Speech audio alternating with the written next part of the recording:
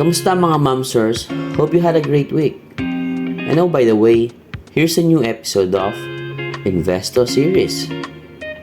Dati kapag bibili ka ng gamit, you either have to go to the mall or palengke. Pero ngayon, you can buy items at the comfort of your own home through various e-commerce platforms like Shopee and Lazada. When it comes to banking naman, there's a new guy in town that promises better and faster banking experience. Enter the digital bank. Pero ang tanong, are digital banks really for you? What are digital banks? Ito basically yung mga financial institutions that operate primarily online.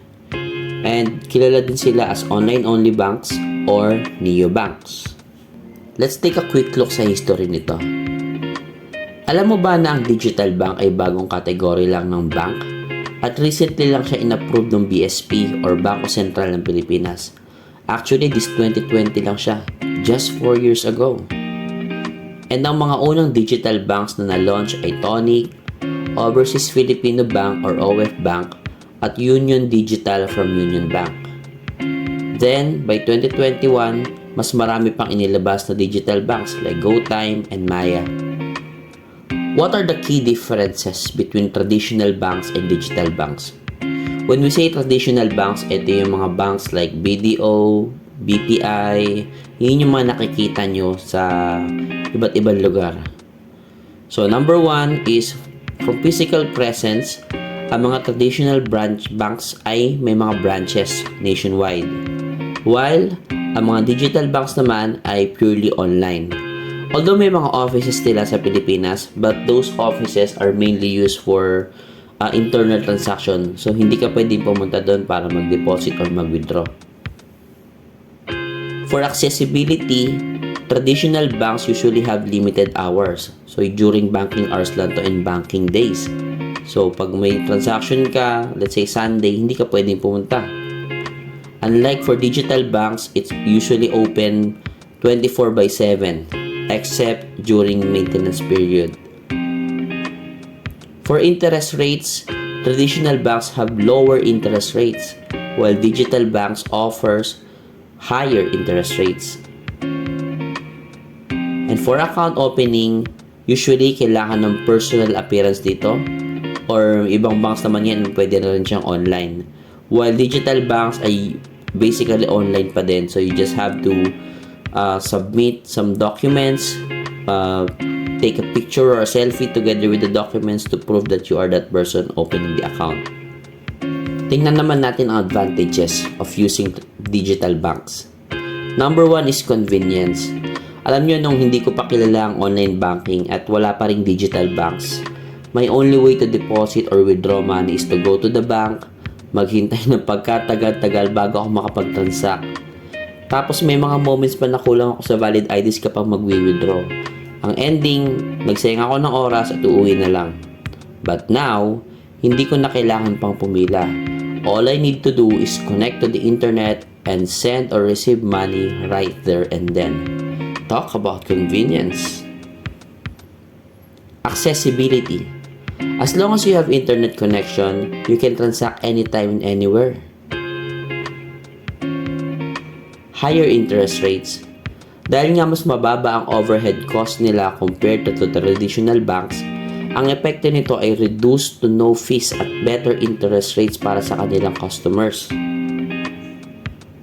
Number 4 is lightning speed transactions. Alam nyo, with just a tap of your fingers, you can really send and receive money instantly.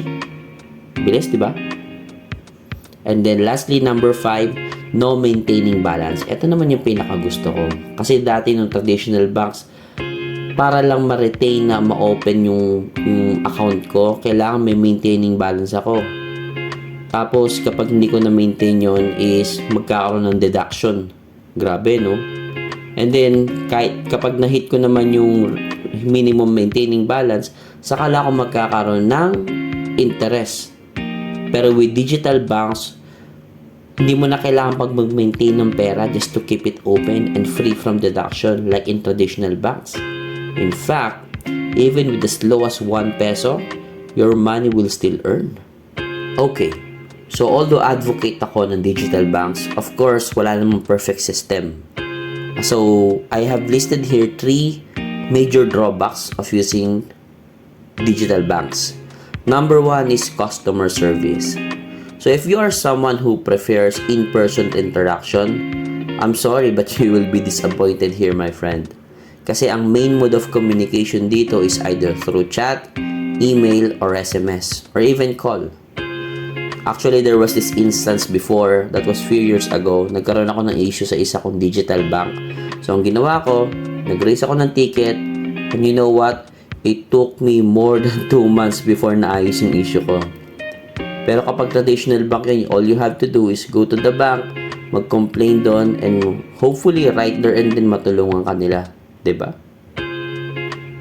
Number 2 is user knowledge. Although marami ng Pinoy ang technologically adept, marami pa din talaga ang hindi marunong or hirap matuto, especially mga elderlies natin. And then lastly is technical concern. In an interconnected world, hindi talaga maiwasan ang mga technical issues from time to time. Remember yung chicken sad fiasco ng Jollibee a few years back? Technical issues yun, hindi dahil kulang sa manok.